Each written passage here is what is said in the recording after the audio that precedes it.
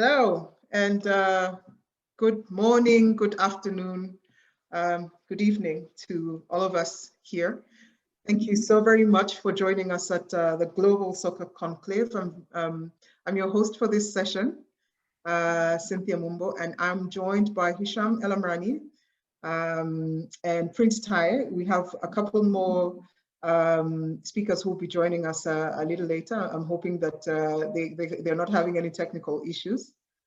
Today we're going to be talking about Africa and the business of sport, the business of football in Africa. So very exciting conversation, very passionate conversation. I think Africa is the conversation that everyone's having right now. Africa is the future. I think we've seen the FIFA talking about the investment that they have or they're planning for Africa. And we have with us, the best of the best to talk about what's happening. Before I get there, I'm going to introduce myself. My name is Cynthia Mumbo. I am the founder and CEO of Sports Connect Africa. We focus on consulting and really the business of sport in Africa. My background, interestingly, is basketball, so not necessarily football, but I've been in the industry and I learned the ropes of sports and sports business in basketball. I also have a strong background having worked corporate with a couple of organizations in Kenya. And I'm very passionate about marketing. So that's where my whole idea of sports and sports business, that's where I learned the business end and figured, why aren't things working for us in sports in Africa, and how can that experience that I had, how can I bring that to the area of sport? I played basketball, so I've been an athlete. I played basketball for 15 years. I sat in the executive committee of the Kenya basketball for 7 years. I've had experience with different, sporting entities from across the world. So I've been very lucky to work with a couple of organizations, including the NBA, Crystal Palace, and recently Olympic Lyon. So I'm happy to be, part of this conversation, and I'm hoping that what we have today we can be able to share and learn. So this is too much. I don't want to share too much about me. I'm going to request that Hisham, very respected gentleman in the sport, not just here, but across the globe. I'm going to ask him to introduce himself and talk a little bit about himself. Hisham. Thank you very much, Cynthia. I appreciate it a lot, and thanks to the GSC for giving us the opportunity to talk today about this important topic. And I think before talking briefly about myself, it's important to try and learn through this conclave how we can find similarities between the African landscape and the Indian one and the Asian one. And because for me, one of the key objectives is to have much more cooperations between developing, or what they call developing, continents or countries. And I think that's extremely important to have such a platform. Myself, very briefly, I started in Asia actually, working in sports management, especially in the Asian Football Confederation back in 2004. Spent about 5 years there and had the opportunity, actually, my first tournaments or experience in delivering tournaments and sponsorship was in Bangladesh in India. And then after I moved to the Confederation of African Football, I became its general secretary for about 8 years. Then having left that position, I also led the Moroccan World Cup bid to host the FIFA World Cup in 2026. That unfortunately didn't end up successful, but we'll keep trying. And now I set up my own entities working with different sports stakeholders in the business of sport, in advocacy, in communication, in various event management related matters. But obviously, sport and football in particular is not only my job, but it's also the passion that I have for the many years. So thank you for allowing me to introduce myself. Thank you, Hisham. I call Hisham brother. It's interesting. We've never really met, but if there's one person who has taught me so much in the last couple of months, about a year and a half, is Hisham. So I'm very, very grateful to know him. I'll ask Prince to introduce himself as well. Prince, thank you so much for joining us this evening. Thank you, Cynthia, for having me, and to Hisham and to the Global Soccer Conclave. I'm particularly excited to be here, especially among people who are also deeply passionate about championing African sports and moving sports from the place that it has always been to a more promotive, a more forward-looking entity. So I'm very, very happy to be here. I am a journalist, I'm a researcher, I'm a scientist, I'm an entrepreneur, and that's really my back profile. I work for Go.com, in charge of Go.com Ghana, as part of the Go.com team, Africa team. Entrepreneurial side, I'm the founder and CEO of the African Sports Center for Data Research and Technology, an organization seeking to champion the use of data and technical methodologies for the development of sports in Africa. And so this particular topic that we are discussing is really, really passionate for me too on a personal level, because essentially what my company or my entity has been trying to do is to push the message of data, research, technology, and obviously innovation. So I'm very happy to be on this panel. And of course, the other of my outfit is AfroStat, which is a sports scouting and performance outfit. So essentially that is all I'm about, and I'm happy to be here. Great, thanks, Prince. We will be joined hopefully by Costa. Well, this is a hard one. So Namoinesu. I hope I'm saying that right. And Costa is the founder and CEO of Costa Sports Pro. Shina Oludare, chief editor of Go.com. So, at any point they'll be joining us. So just, I'd like you guys to be aware of that. In light of the fact that, the other gentlemen are not here, the other team is not here, we're going to spice this up a little bit. I do know that Hisham and Prince are able to answer these questions, and I'll chime in as well, into the conversation. So, what our areas of focus today is sustainability challenges and opportunities for the African, football ecosystem, quality of infrastructure, and player development pathways for young African players, innovation and scientific research, and Prince has mentioned this. So innovation and scientific research to enhance revenue generation for African ecosystems, and finally, scope and opportunity for digital content agencies in the African market.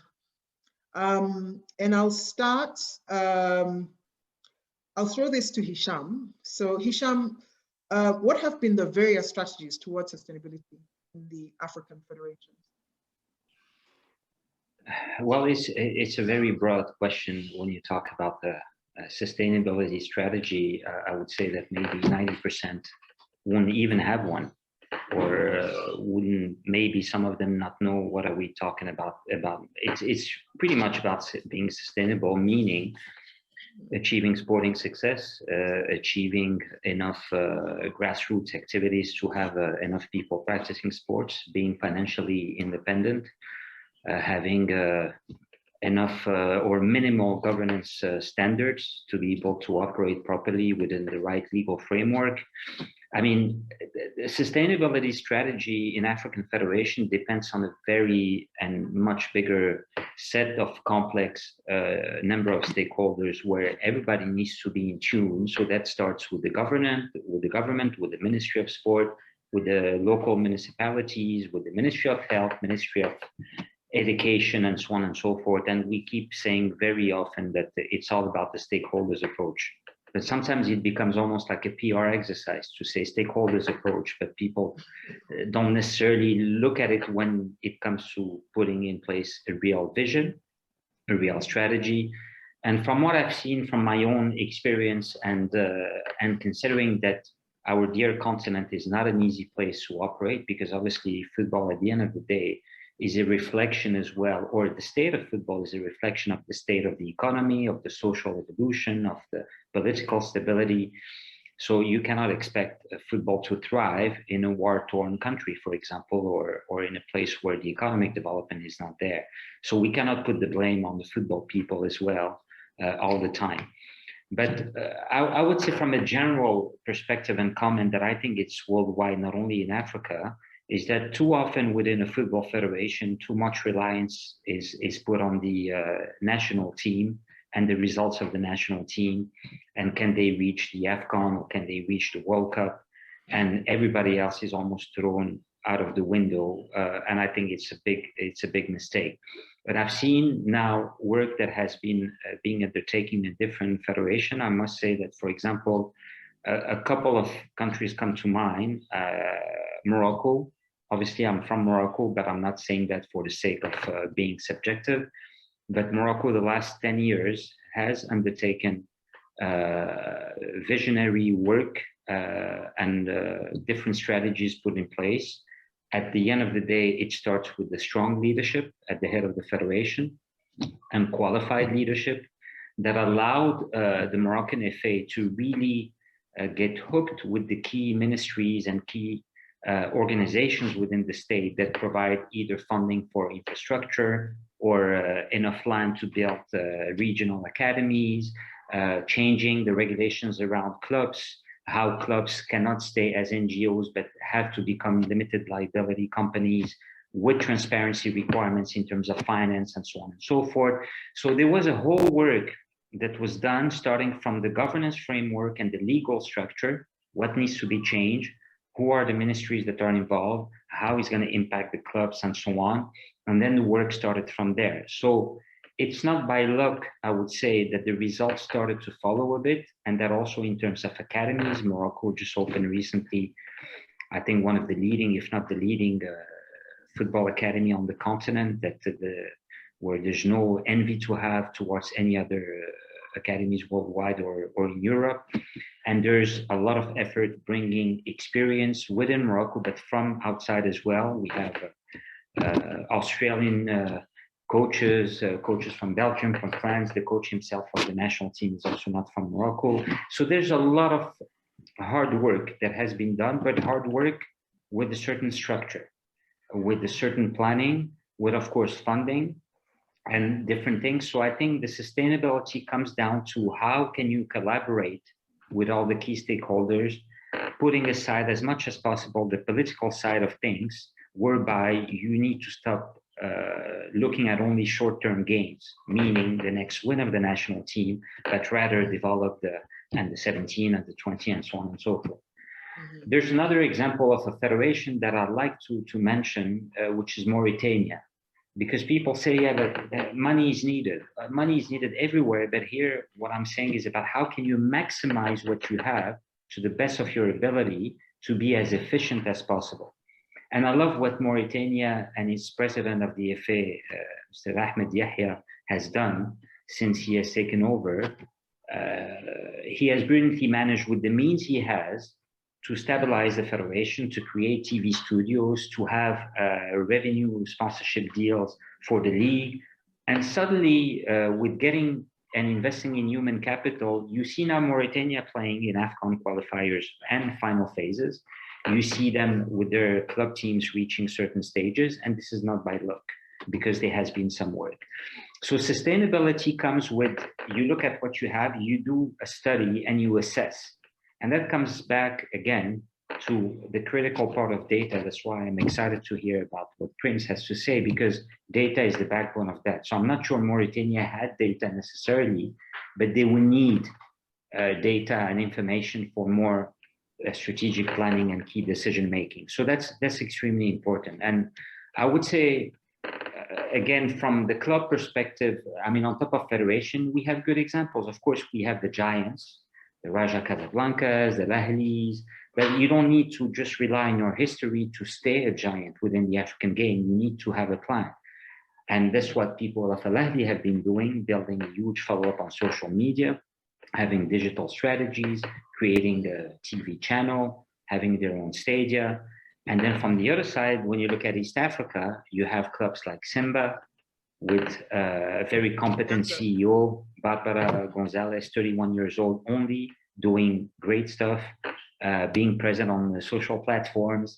So things are possible with what you have.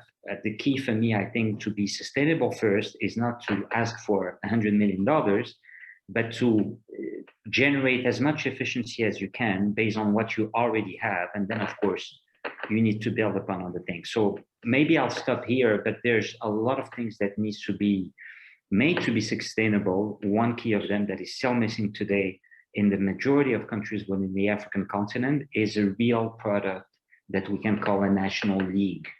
At the end of the day, you might have 100% of your players in the national team that play in Europe and Asia and elsewhere. But for a federation to be sustainable in the long run, on top of infrastructure, on top of many other key topics that we can touch upon, there needs to be a proper national league with a proper fixture. And as of today, you still sometimes in some country wonder, we still don't know when we're going to start, even though we were supposed to start next week. And that's just crazy, even from broadcasters, from sponsors, and those kind of things. So there are a lot of all those elements. There's not one sustainability strategy. Each continent, each country in the continent is different. But in general, you have to look way beyond the federation and look at the puzzle that surrounds the federation and start with that to see where you want to go. But you need leaders that really want to do that. Great.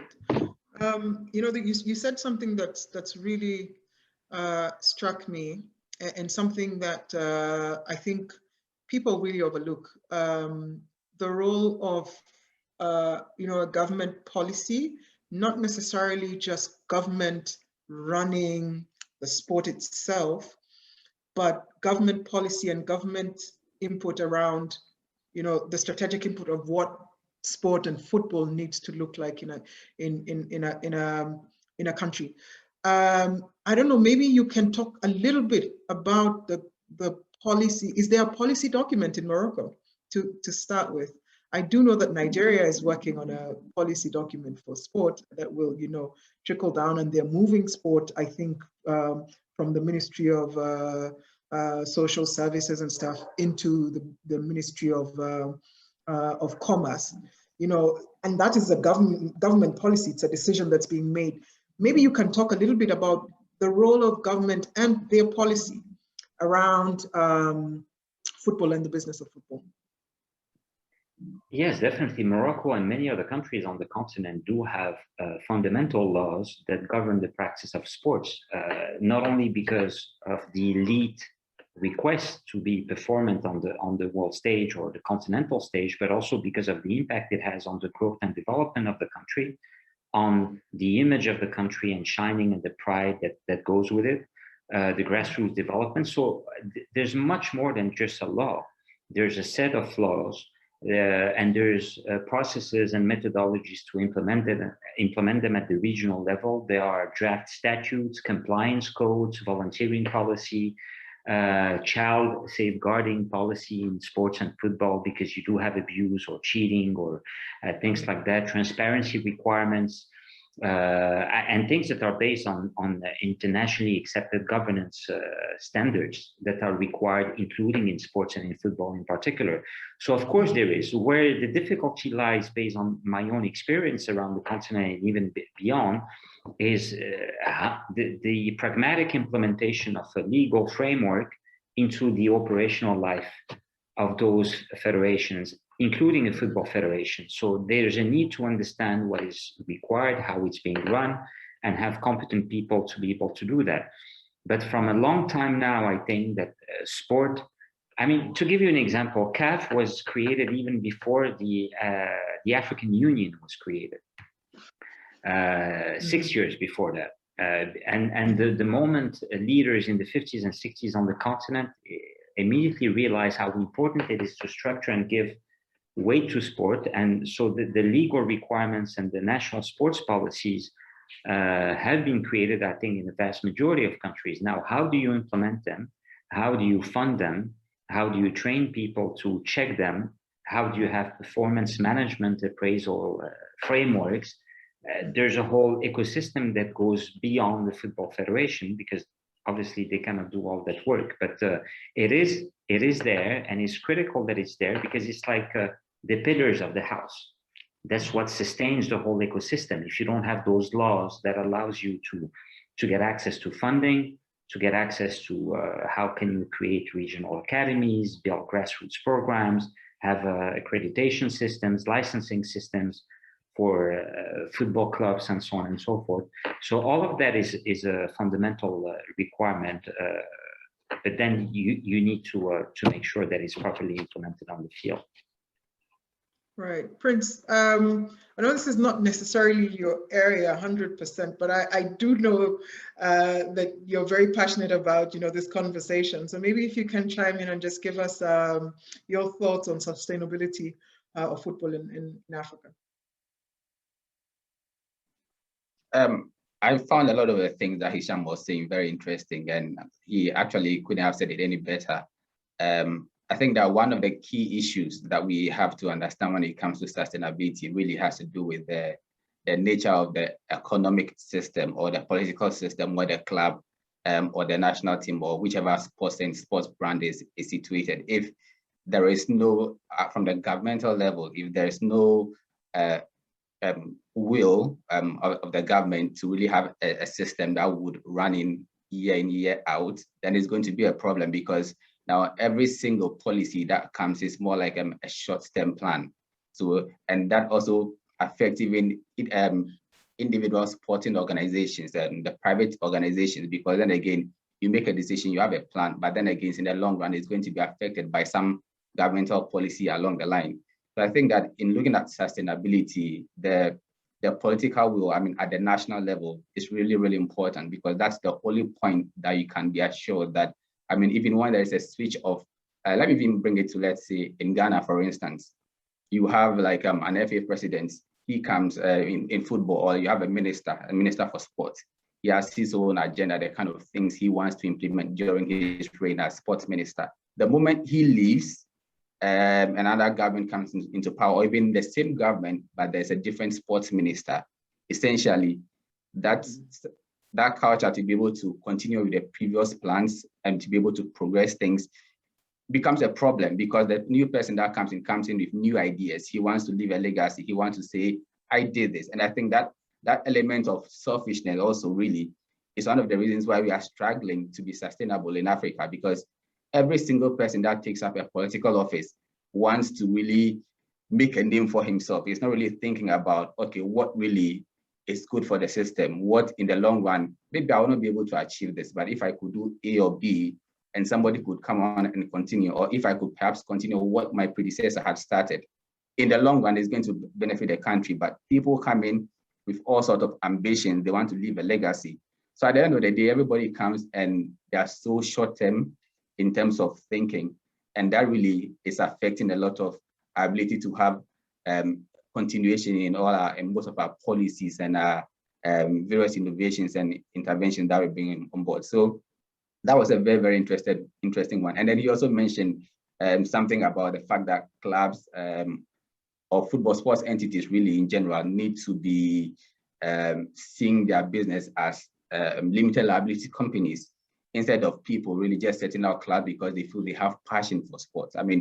Passion cannot, I always tell people around me that passion cannot sustain anything.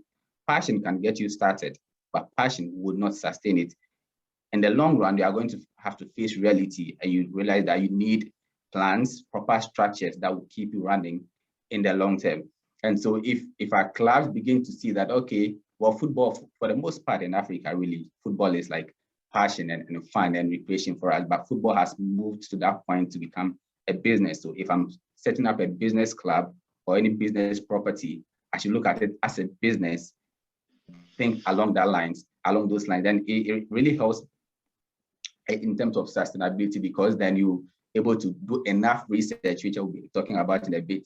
You're able to really understand your market, know how to position, continue with your monitoring and evaluation, do various things that you need to be able to do as a proper business.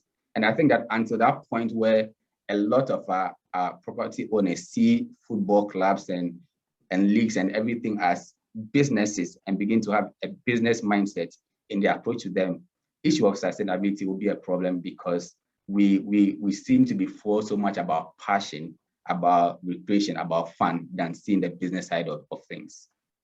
Great. I think this is a topic that I think we've discussed this over and over, and we can't get tired because we are at the forefront of this discussion.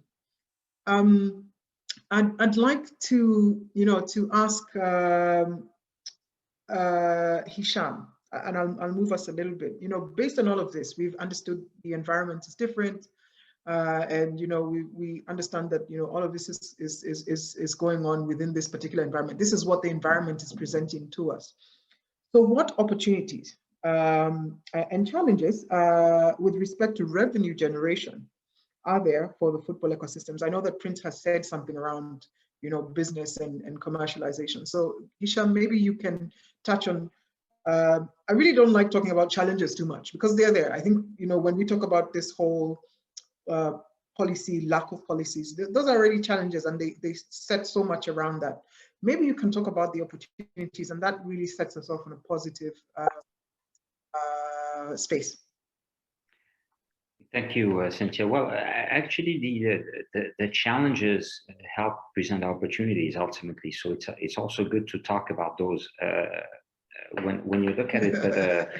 But concretely, right, the opportunities we have as a continent, and it will be interesting to link that as well to the opportunities that India has as a potential powerhouse in football. Is that the continent is young, is well connected, and with a very strong entrepreneurial spirit, prone to innovation. The passion is religious, very mobile friendly, very tech thirsty, where esport can be developed and so on and so forth. So the opportunities are very, very much there to be taken. Again, what needs to be done is that to structure this whole ecosystem and try to generate and create football as a better product. Very often, I think I've talked before about that framework and the governance and the key actors around the game. If you do that, then you improve your governance and have better transparency, more democratic decision-making, accountability, and those kind of things. Then the next thing I believe to do is invest in human capital. Get people trained, get sports management degrees existing. And if you don't have them in your country, you can get them online. Make sure that people are trained to be able to carry the policy that you have so that your football league can be seen as a product whereby you make sure that you don't change the competition schedule 2 days before the start. You make sure that you pay the players on time. You make sure that players have contracts. That's like, it sounds awkward to say that, but even today you still have countries where players play without having a written contract, and I think it's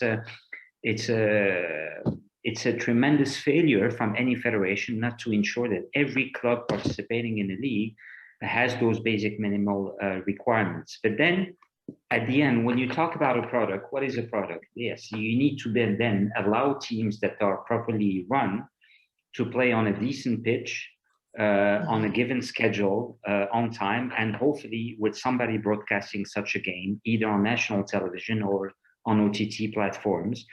And then you start getting people to get interested into that product and engage the fans, whether through the stadia or through the digital means, so that ultimately you can capture, not only understand them, understand what behaviors they have, what kind of habits they have, and start building data. Because ultimately, if there's one thing in the whole African sports ecosystem that is missing, is data. So people keep saying, yes, sports accounts for 0.5% of GDP, but I wonder even how they came up with that figure.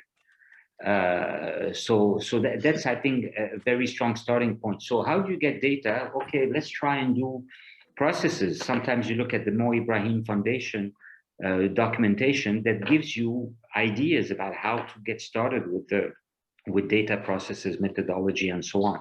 So data together with better investment in human capital education, with a minimal respect for those who make football, the players, and then the fans, making sure you pay them on time, making sure they have a contract, that you have a club whereby somebody can answer the phone or respond to an email, have a proper competition schedule, and then go ahead with it and overcome all the different challenges. At one point, I think any corporate entity or sponsor or broadcaster, they will see whether you're serious and professional. And then if they have that trust, then they will be willing to put money into your league or into your club or your federation. But if you come and ask begging for a donation, that's not a revenue generation. That's a one-off thing, or relying on governments. And one thing Prince said earlier, where he's right about the lack of long-term planning. One of the other issues in many countries as well is that a lot of the teams are associated to the police, to the army, to a government entity. So it's very difficult to get them in line with international regulatory standards and so on. But opportunities, they are endless. The talent, unbelievable, passion, young audience, digitally connected, tech savvy. All of this should give us the right to dream of a bright future. But now the hard work needs to carry on, actually. So that's, in a nutshell, what I could say.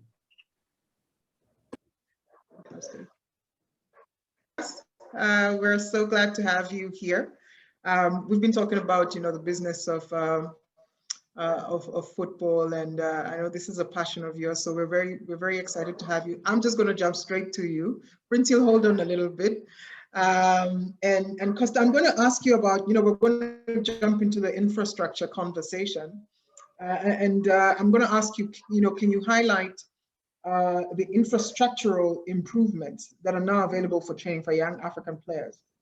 To those who are starting their career, really, what infrastructural opportunities are there, and maybe just a little bit about the challenges that are there from an infrastructural perspective. Yeah, thank you very much for having me here, and I apologize for being late. I'm just coming from training, and I just jumped into my car now so that I can attend, a few minutes. So like when you talk about infrastructure, that's one point, one aspect which is really, let's say, letting us down when it comes to development of football, especially in Africa. I say so because my belief is that to develop the young talent, we have to talk about facilities. Why I talk about facilities? Because facilities are there to stay. So it means that the facilities, they later on build that ecosystem that you're developing youngsters through a facility. They go wherever they go, and whatever compensation they get from where they are going, it goes back to develop the same facilities which provided a way for them. So in the end, it becomes more like a cycle. The young kids come, they are developed through a facility, and then they go wherever they go, and then the facility get compensation. So which means all the other upcoming youngsters, they have somewhere where they can be developed. Because I just had last gentleman talking about talent, abundance of talent. Talent is there, 100% talent, but right now talent on itself, it doesn't really get us anywhere. So we are talking about the development of these infrastructures. These are actually the challenges. You asked me about the challenges. It's actually the development of these infrastructure. I've had in cases where they talk about developing youngsters, they make trials, for example, soccer stars from, young soccer players from, let's say, we call it the ghetto where I come from. the high density suburbs, with low socioeconomic status. And they go there, people host some tournaments and then they choose the best players or more talented players. But the question is that after you choose these talented players, then what next? Right? Where are they going to train? This is the next question, because there are no places where they can train. So they have to move from one place to another. And you know how it is, like with the transport situation, the connection with the transport is not so smooth. So which means they have to travel sometimes from one city to another town. And, everything is now involved, for a football player, the development of a football player. That's why you have on a professional setup where they try to do everything for the player so that the player only focuses on performance, only in the field.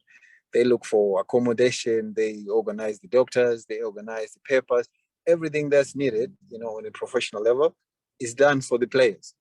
So we are saying in Africa, let's do that also for the youngsters so that they grow up with that system where they know that the facilities are equally as important as their talent, because for them to have their talent developed, it's because of these facilities. So for me, that's a big challenge which is there now about infrastructure. Okay, now you have some countries where they have, let's say, connections with some countries abroad, and they provide some funds for developing, let's say, could it be training pitches or, let's say, regeneration facilities also, because these are things that we take for granted, regeneration. So we are saying if you're building a training ground, so also develop some changing rooms, some places for regeneration where you have cold water for the regeneration of these young talents. Let them grow up in the same professional system that they will meet when they get older. So for me, I think there's a lot of work to be done there. And what I'm saying is that those who are responsible, or the leaders who are responsible for the directions of the development of the football or the youths, then they have to put into consideration, these points like, okay, let's develop our facilities, the talent we have, the kids we have, but let's develop places where they can actually rise or grow up in the system, so that it becomes a cycle, because without facilities, which let's say in place, it means that you have one kid here, and then after 1 year, 2 years, you don't know where the kid goes, or you don't know which path he follows, and then after 2, 3 years, you find the kid somewhere else. Yeah. So you need to have. I like that you bring that up. Yeah, that's how No, I see it. I like that you bring that up, because infrastructure is not just the pitch, is it? No, it's not just it's not just the pitch. It's everything. It's also the I'm talking about structures for regeneration. We're talking about structures for learning. I think I got lost there.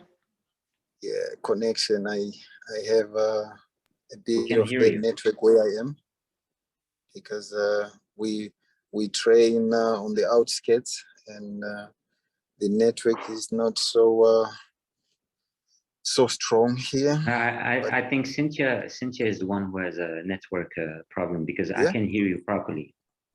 Oh, okay. That's good. So, yeah, these some of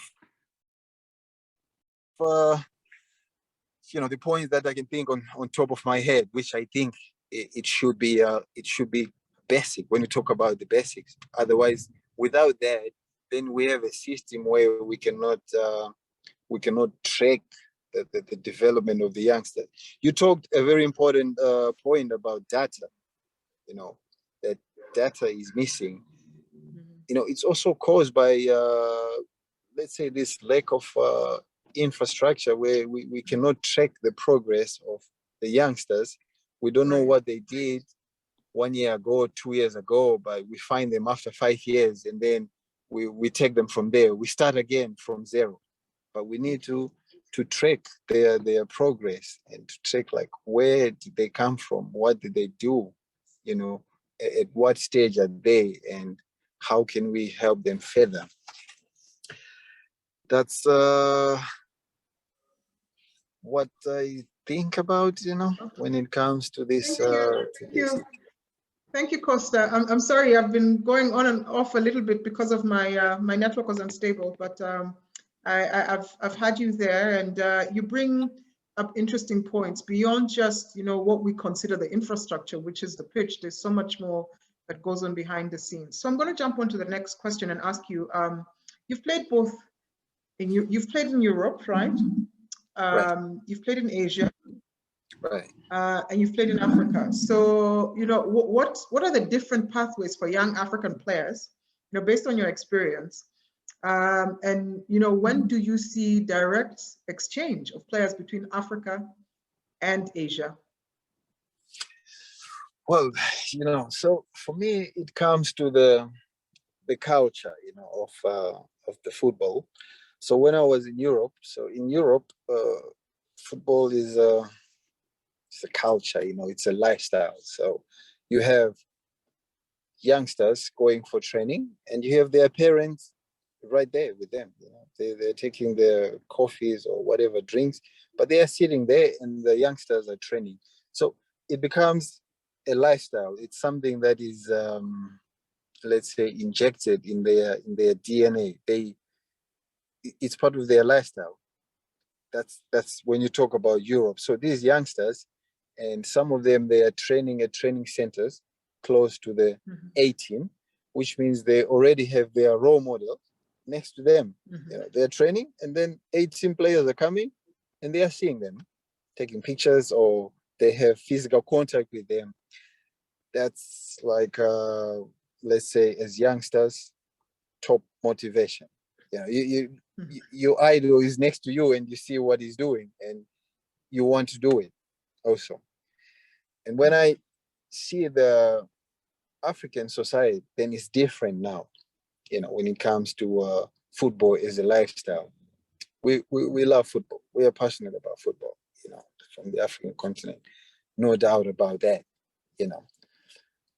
But it's the way we look at it is different from the European setup, because for us, it's not exactly like injected in our DNA. It's not like a lifestyle, because the kids, they are separated from their, let's say, families. They go to play football, they like it, but they are on their own, almost, let's say. They are on their own, they are playing because, they go to the training ground, but you rarely see the parents, or you rarely see, let's say, family members there. So it's like they are doing it on the side.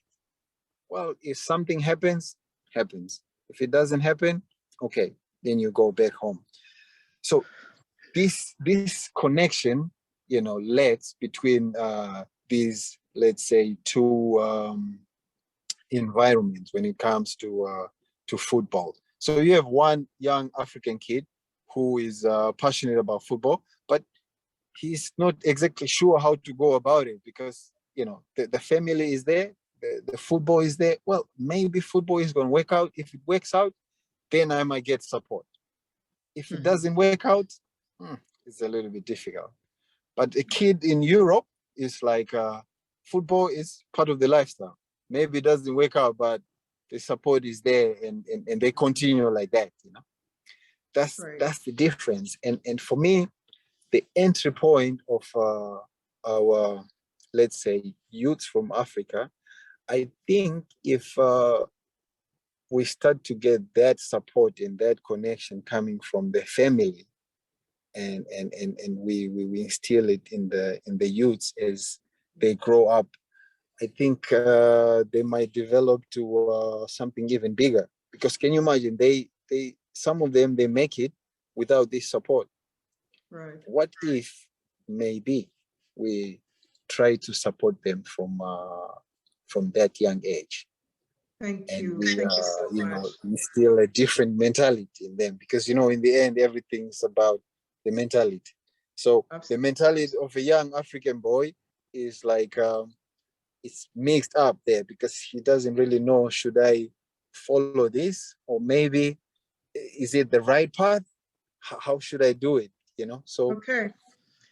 mentality Great. is clear. Costa, I think, I'm starstruck. I'm listening to Costa speaking.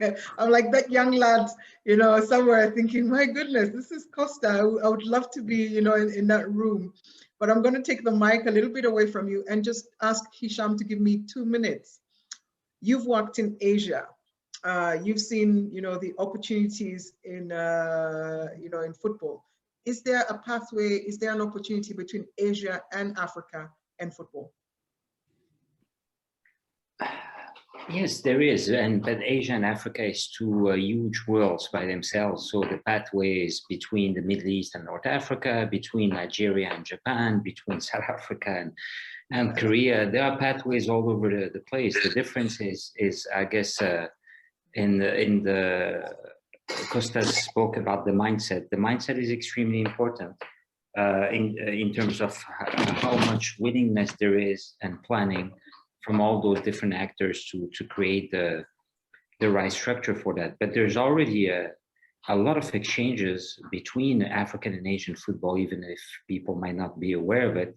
But in terms of coaching, in terms of technical support, in terms of different areas, there's already pathways that are created, and I think they should be more, especially with a country as big as Africa, like India. Because India has a different kind of set of ingredients. Football is not number one there. It's not as religiously followed as in the continent, but there is such a huge potential whereby there could be a lot of learning from both counterparts to develop each other's game in general. So, but I think India might have less issues with the data provision and data capture and IT related matters, because they have invested in a lot of this beyond football and beyond, in their society and economic strength. I think India is recognized as a leading nation in relation to that. So we could learn, and I would be keen to hear Prince about the data subject, because we didn't touch upon it much yet. And I think it's an important one. Next. But data would be good to learn from how Indian companies and Indian sports stakeholders manage their own data issues and bring it to as a solution to the African continent. That could be, and they are doing well with the ISL, with the national team and different things. So that will be one of the paths moving forward, maybe. Great, and that really just sends us into, it's a great segue into our next session with Prince, and Prince is really the prince and king of data in Africa. So Prince, I'm going to throw this question to you. What are the recent innovations and scientific trends that are emerging from the various researchers of African football? And I don't know many. So what are you doing? What's going on within this space?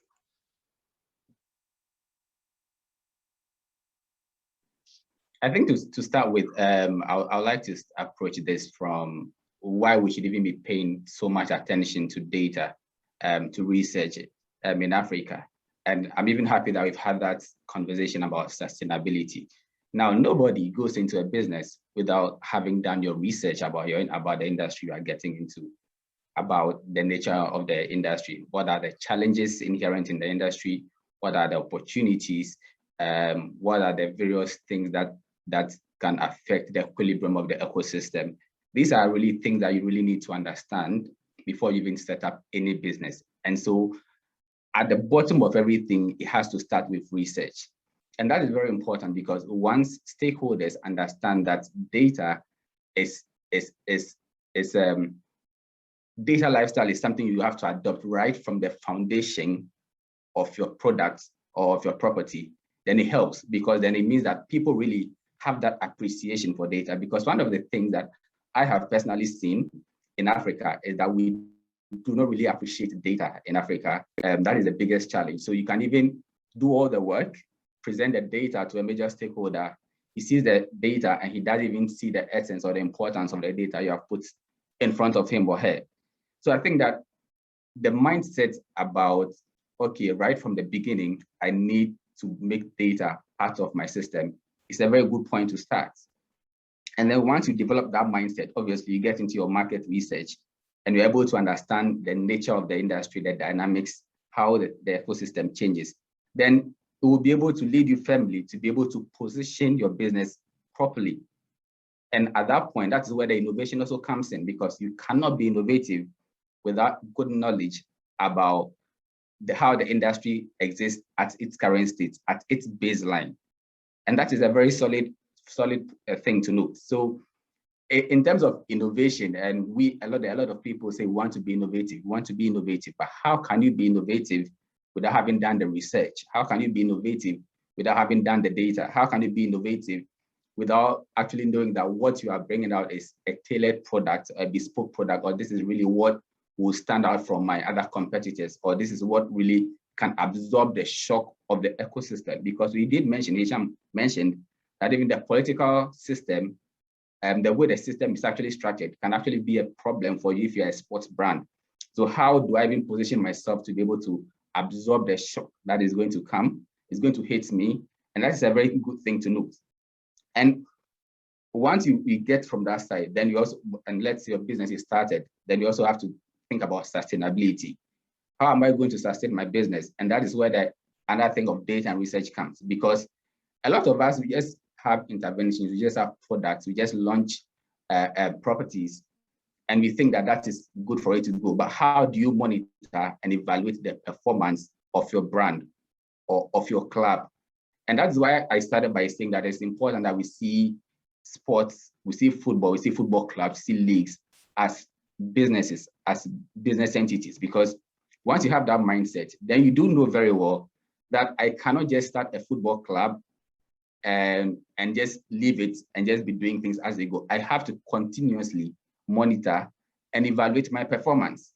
And you can't do that monitoring and evaluation without data. So once again, monitoring and evaluation is very, very key for the sustenance, because that is how you will be able to find the performance of your organization. So that is a very, very key there.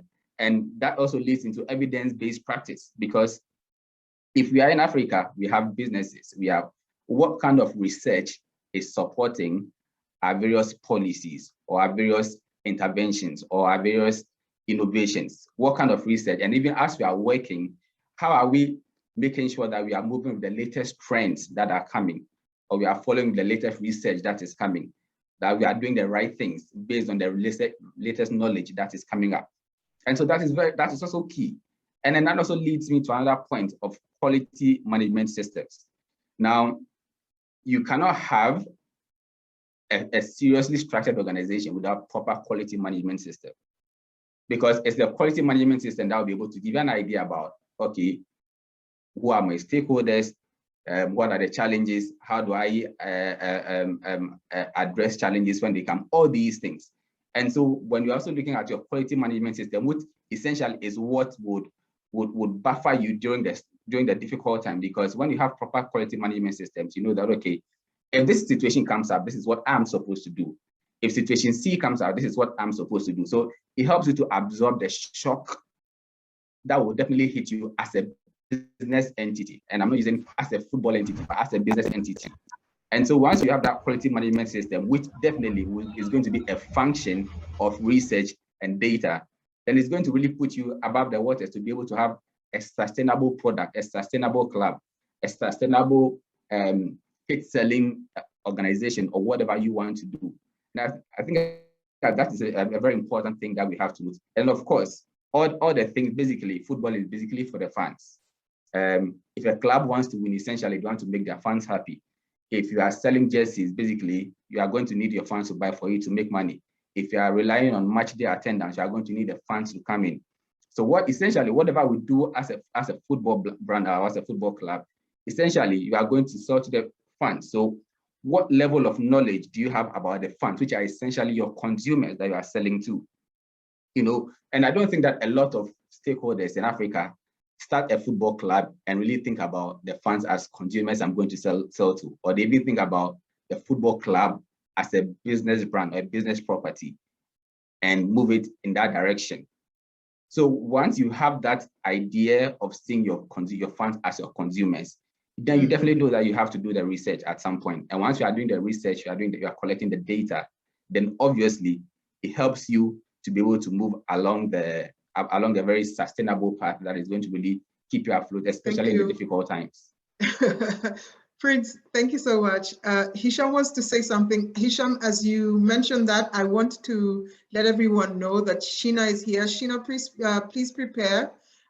We are literally out of time. I know this is a very amazing topic, but I'd just like for Sheena to come through. I'll ask you one question that you can share with everybody else. Meanwhile, Hisham, please jump in and give us your point. Yeah, no, I wanted to have a pragmatic check with Prince, because he founded the African Sports Center for Data Research and Technology. Now it has been almost 3 years. How easy it is for you? What is the key challenges? Because you're trying to capture data or find processes to capture data. So now I'm not talking about the clubs, the federation, and so on, but when I came across your profile and I saw that center existed, I was excited, because I say, great, there are entities that are thinking about that. So how difficult it is for you today in terms of harnessing that data and trying to use it for the good of sports, and in particular football. So I'm playing your role, Cynthia, but I was very curious about this question. No problem, Hisham. This is a discussion. I think it's important for us to have that. I think that for me, one of the biggest challenges we have had really is the appreciation of the importance of data, so to start. Because if you are having conversations with partners, with a football club, you're having a conversation with the Minister for Sports or the National Sports Authority, basically, most of the campaigns or the data interventions that you'd have to do, you really, really need some form of support or some form of funding or some form of partnerships. Now, if these other big people in the industry don't really appreciate why we have to invest in data, in research, it means that no matter how nice your proposal is, how good your idea is, it's going to be difficult for you to even sell whatever ideas you have to them. And I think that is the biggest challenge we are facing as an organization, especially where we are based, because we even go ahead, we conduct a research on the Ghana Premier League. We've sent that research to the Ghana Football Association, Olympic Committee, the Sports Ministry, all the football clubs. They have seen the research. Later, you get talking to them, you ask them, have you read the research work that we have sent you? And they say, no, we have not found time. But that is business intelligence, essentially, I've put on a silver platter for you. But because they do not have the appreciation that, okay, if I'm a football club and there's a research about the Ghana Premier League, I really to be getting on that ASAP, then it's going to become a problem. And because that lack of appreciation also goes into the funding issue, like I mentioned, because basically we are speaking to the ministry and they are not really, they don't prioritize it because they think we can do without it. And that's one of the biggest challenges, the mindset that we can actually do without data, or we can actually function effectively without data and research. So it affects the funding bit of it. And when there's no funding, then it becomes also a problem for you as a research organization, because, I mean, you can't even sell the data, because when you're even offering the data to people freely, they are not even looking at it. So you can't even think about going to even sell the data. So I think that as an organization, the biggest challenge that we are facing is the appreciation of the need for people to embrace data. And once you're able to get people to see the relevance of it, every other thing is going to really move smoothly. And of course, okay, because of time, I would want to just cut it off here. I'm going to cut you off. This, you all know that this is, something that we can talk about for years. It's unfortunate. I cannot see Sheena. He was here and now he's not. So I'm going to give each one of us literally 30 seconds. 30 seconds, guys. Our culture as Africans as we speak, I know. So I'm going to give us 30 seconds to close and just give your closing remarks. I'll start with you, Hisham. Thank you very much. Well, in 30 seconds, I won't know what to say except say thank you to the platform, and that we need to move on the discussion and hopefully have more will around, whether political will from the different stakeholders to do your job actually without any short-term thinking, but just whether in terms of infrastructure, whether in terms of governance and the need for data. I can say that because we were talking about data, that I do believe in its critical importance and how foundational it can be for the players, for the fans, for infrastructure, for everything else. So I hope that the awareness increases so that it helps us also track players that disappear or that you don't know where they are when they move from one place to the other. So I would say that hopefully there will be more attention given to that and more pathways between Africa and India and Africa and Asia when it comes to data processes and data intelligence. So maybe that will be a good opportunity. Thank you. Thank you, Hisham. Costa, 30 seconds. What are your closing remarks?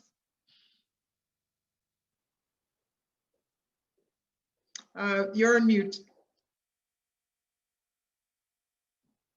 On mute. Yeah. Mm-hmm. Can you hear me? Yes. Yeah. All right. So first of all, thank you for having me in a short period of time. And for me, everything goes back to the mindset. So I'm saying for the development of the football, be it football business and be it the football for the youngsters, I'm saying let's start from the beginning, right at the start with these youngsters. Let's grow them in a culture that is set up for success, and that starts from the mindset. Whatever is being done at the top, let's start doing it at the bottom, so there's no difference.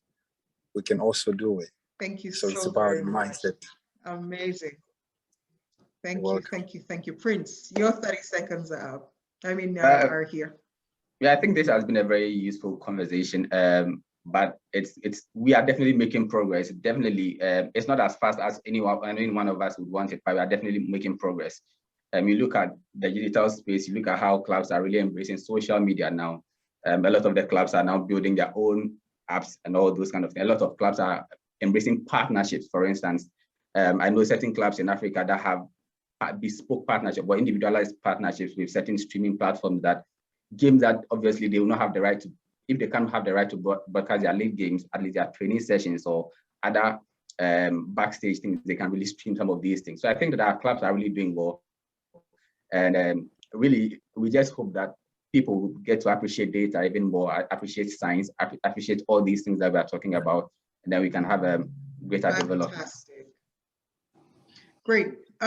Guys, clearly this is, a great topic. Africa is now, Africa is the future, and there's so much opportunity. I think really it's just a matter of you finding the right space and coming and joining us and being a part of the difference. So I believe that, with this conversation that we've started with the Global Soccer Conclave, there's an opportunity for us to work together. Africa is huge, India is huge, but I believe there's enough opportunity for us to partner and to find, areas of convergence where football can grow. So I'll take this back to the team at the Global Soccer Conclave. I have been your host, Cynthia Mumbo. See you next time.